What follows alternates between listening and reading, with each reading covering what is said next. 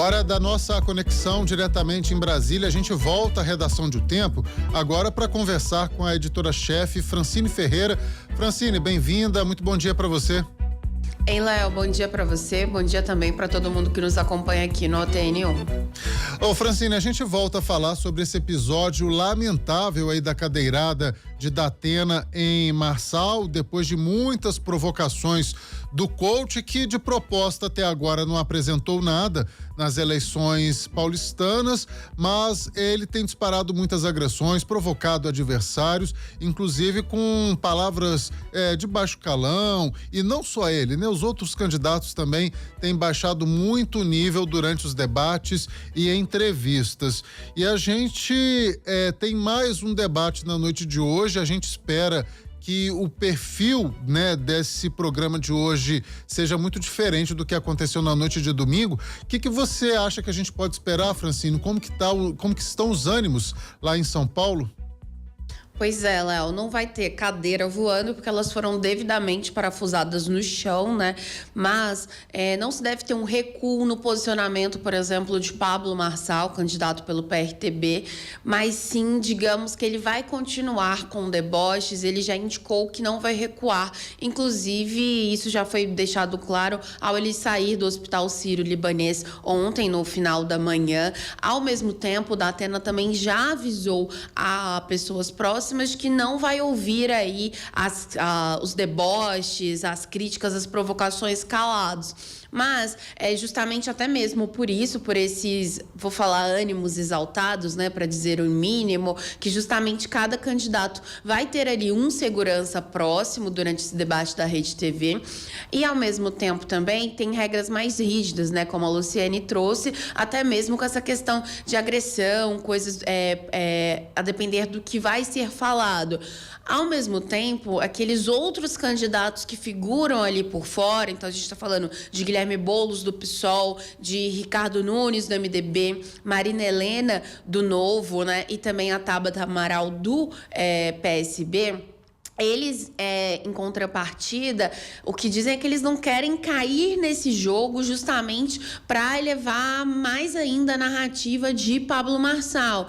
Então, há, digamos que um certo tipo de pacto de que não tem como fugir do assunto, obviamente, né? Esse assunto, inclusive, que virou matéria até do The Washington Post, então repercutiu também na imprensa internacional. Então, não tem como fugir desse assunto, mas ao mesmo tempo que eles dizem que não querem cair justamente nesses deboches. Então, responder, mas tentar contornar isso para levar o debate para outros pontos, seja para propostas ou para outros assuntos. Mas, Léo, como a gente já viu em outros debates também, né, com os candidatos à Prefeitura de São Paulo, a coisa não foge muito. O que a gente viu na noite de domingo foi o estopim de algo que já se caminhou, que foi se aumentando ali ao longo do tempo, né? Então, todos os debates estão sendo marcados justamente por essa falta, digamos, de decoro, por esses ânimos exaltados, por essa violência, seja verbal e agora que se tornou física.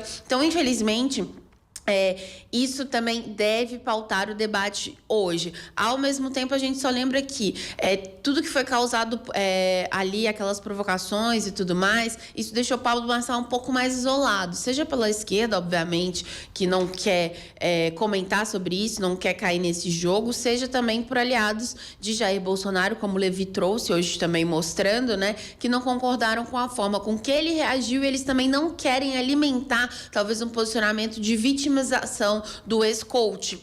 Então, digamos que o que a gente pode esperar para daqui a pouquinho, às 10h20, é justamente um debate que também vai ser marcado, digamos que por mais confusões mais físicas devem ser evitadas, justamente porque a Rede TV preparou o seu staff para isso. Francine, o Boulos até falou assim, um pacto de civilidade e tal, mas só agora, né? Isso já era para ter feito desde o início da campanha, isso já não precisava nem ser acordado entre as campanhas, né? O ideal é que todo mundo fosse muito bem civilizado nesses debates e apresentassem realmente propostas para os eleitores, né? Exatamente, Léo, é o mínimo, né? Educação, assim, a gente aprende desde cedo, né? Mas justamente com essa tentativa, às vezes, de cortes, de viralizar ou de lacrar, né? Usando termos aí da internet, isso foi deixado de lado durante essa campanha, mas é um movimento que a gente já viu que começou aqui, por exemplo, no Congresso Nacional, né? Recentemente a gente viu parlamentares chegando às vias de fato. Então, era uma campanha que, por si só, em todo o país, especialistas já apontavam que poderia ser uma campanha mais quente desse ponto de vista mais violento, né? Só que a gente não esperava que ia ser de fato como está sendo na maior cidade do país, né? Então é lamentável, obviamente, essas cenas como essa, mas hoje ainda hoje é dia 17, né? Isso não deve mudar. Infelizmente, até o dia 6 de outubro ali, o que a gente vai ver são essas acusações, muitas vezes são fake news, muitas vezes palavras de baixo calão e que, na verdade, às vezes críticas que poderiam ser feitas, mas de modo estão sendo feitas, né, de modo destrutivo e não construtivas, realmente tem pautado aí as eleições em São Paulo, por exemplo. Então, o eleitorado da capital paulista vai ter que tentar colocar tudo isso de lado para focar no que interessa na hora de votar no dia 6 de outubro. Daqui 19 dias para o primeiro turno. Dia 17, agora apareceu aqui. Verdade, dia 17 hoje, faltam 19 dias para o primeiro turno. Francine, muito obrigado, até amanhã. Até, Léo.